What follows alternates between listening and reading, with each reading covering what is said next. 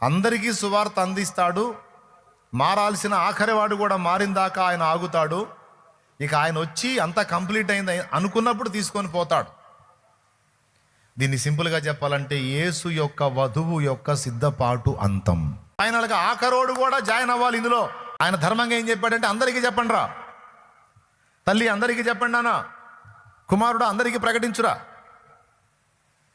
ఎవడైతే విని విశ్వసించి మారు మనసు పొంది రక్షణ పొంది నా వైపు తిరుగుతాడో వాని పేరల్లా జీవగ్రంథంలో రాస్తా.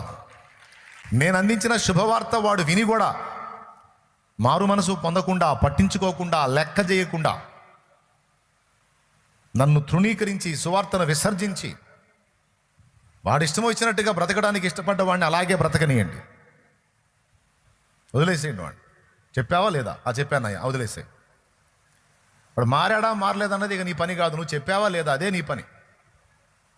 నా దూతగా, నా సాక్షిగా నువ్వు వెళ్ళి ప్రకటించమన్నా, నువ్వు ప్రకటించావు, అంతవరకు అయిపోయింది నీ పని. నీ వాడి సంగతి నేను చెబుతా. ఏమో ప్రభువా ఎవడు మారట్లేదు నాయన, 100 మందికి చెబితే ఎవడు మారట్లేదు ప్రభువా. మారట్లేదని నువ్వెందుకు అనుకుంటావు పిచ్చోడా? విత్తనం నాటగానే మొక్క రాదు నాయన.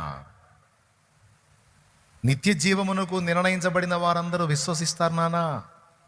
ఆ విశ్వసించే ప్రక్రియ ఒక్క రోజులో, ఒక్క పూటలో, 2 నెలల్లో, నెలలో, సంవత్సరంలో జరగకపోవచ్చు. కానీ ఒకటి మాత్రం నిజం, నువ్వు చల్లింది నా వాక్య బీజం కనుక దానికి ఉన్న శక్తి ఏమిటంటే ఒక హృదయం, ఏదైనా ఒక హృదయం దాన్ని తీసుకుంటే ఖచ్చితంగా ఏదో ఒకనాటికి అది మొలకెత్తటం ఖాయం. విత్తనాలు చల్లుతా పోతాం, భూమి తీసుకుంటుంది. కొన్ని చోట్ల భూమి తీసుకుంటుంది, కొన్ని చోట్ల రాతి పొర ఉన్న భూమి తీసుకోదు, అది పైనే ఉంటుంది. భూమి కానీ దాన్ని తీసుకుంటే మొలకెత్తిద్దా? మొలకెత్తదా? భూమి దాన్ని తీసుకుంటే ఖచ్చితంగా మొలకెత్తింది, డౌట్ లేదు. తీసుకోకపోతే పక్షులు తింటమో లేకపోతే ఎండిపోయి అది నిష్ఫలమైపోవటమో జరిగింది. భూమి తీసుకుందంటే నీకు గింజ బయటికి కనపడదు, అది భూగర్భంలోకి వెళ్ళింది, భూమి దాన్ని స్వీకరించిందని కూడా నీకు తెలియదు.